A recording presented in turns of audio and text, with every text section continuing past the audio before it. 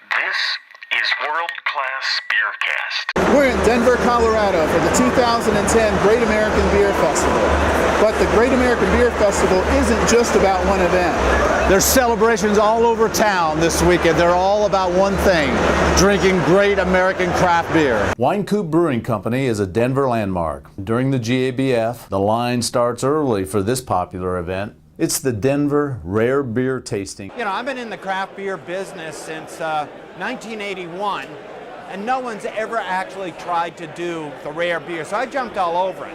We had a bunch of rules, like you can't find it at the Great American Beer Festival, you can't find it in distribution. So all of these are, you know, they're very small batch. They often were only served at the brewery. They're extremely limited. Some of them are just brewers' experiments that they were trying out. The proceeds benefit Pints for Prostate. This event got started working with All About Beer magazine, Pints for Prostates. We came together to create the Denver Rare Beer Tasting. Men in prostate cancer and men in beer go together. So we're using the universal language of beer to reach men with an important health message.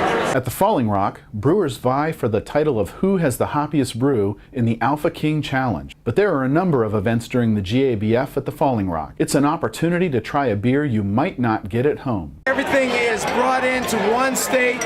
Everybody can try every different thing.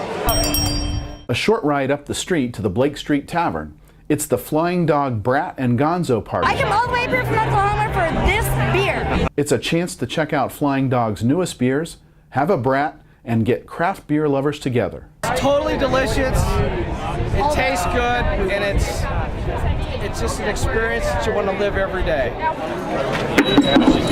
And in Boulder, it's the Avery Throwdown. There's plenty of beer and barbecue at this picnic. It's also an opportunity to talk with Adam Avery. It was a hobby. I mean, I feel lucky. You know, this is my hobby. You know, I actually figured out a way to make money doing my hobby. And I would say that 95% of the breweries that are in business today, craft industry, are run by, you know, homebrewers and glorified homebrewers. That didn't start with the idea to make money, but to make great beer. Correct. And the people that started with the idea of I'm going to be a millionaire, most of them no longer brew beer anymore.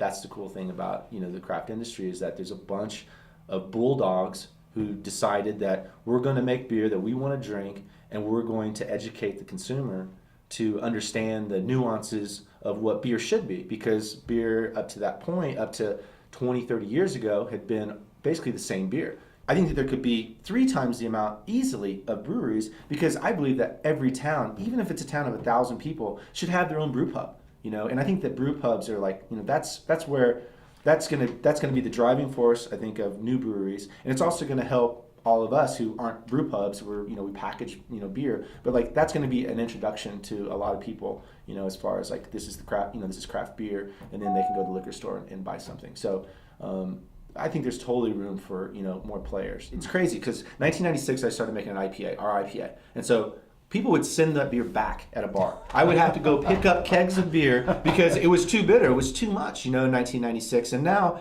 IPA, you know, within the next few years, I would say it's probably going to be the #1 style in America. So say, you know, less than 20 years later, from me not be able to sell this style, it just takes time, you know, and I think that the American consumer wants more flavor. You know, it's been proven with wine, it's been proven with coffee, it's been proven with bread. I mean, everything. It's just like, you know, I think that beer is like, maybe people look at it and they think, you know, it's kind of the average drink, or it always has been, you know, thought of as, you know, just for the average. Exactly. Working man's beverage. Exactly, and it's been looked at like that, and now that's all changing. You talked a little bit about styles, and you know, macros, bottom fermented lagers. Then you went into the amber ales; those got to be good when Killian's and those kind of brands. Now we got IPAs. Are going to be, what's the next one after IPA, or is it going to be so diverse at that point that there won't be a next one?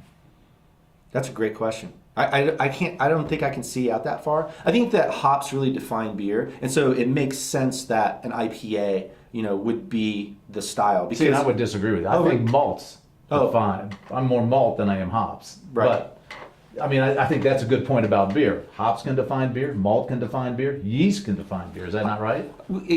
Definitely. And just for the record straight, yeast for me is what really defines a beer's flavor. Like it has as much, if not more, flavor profile than anything that you And can do most with consumers don't realize that. Right, because I can brew a beer with exact same ingredients with our yeast strain, and then somebody else can brew the exact same beer with same ingredients with a different yeast strain. The two beers will not be, they won't be identical. They'll be pretty far apart. But I have a theory that as I age and as other brewers age and as this generation that grew up with craft beer, becomes older, we can't drink double IPAs all night. Although we'd like to, We can't, even just drinking, a 12 pack of, regular IPA these days is like 6.5%, 7% is what an IPA is now. It's just, it's not feasible. So I think we're going to see, it's not, I don't want to say a backlash. I think it's exactly the opposite. It's just like, our industry is evolving. And I think that small extreme beers are going to be the next thing. So like sour beers that are 4 or 5% that have a ton of flavor, but just not a lot of alcohol, Things like when we just started making our Pilsner, that's like a 4.7% Pilsner, but it's super hoppy. It's got 42 IBUs, it's bitter, it's aggressive. It just doesn't have the alcohol. What's your favorite beer style? Do you have one? I would guess, IPA. IPA? I'm a hop head. I love hops. You can't put enough hops into a beer, and that's me. That being said, I enjoy almost every style of beer. I keep coming back to, we want to brew the beer that we want to brew. And so, but you obviously got to stay in business, so there is that evil side of it. Exactly. And so, and hopefully, and like I said, we've grown very, kind of slowly. A lot of people think we're a lot bigger than we are because we're in a lot of states, but, we only resonate with a certain percentage of craft beer drinkers, we're a niche within the niche. Yeah. And so I would say thanks to those people for, understanding our insanity. I'm Jim Scambray. And I'm Bob Mack for World Class BeerCast. This is World Class BeerCast, signing off.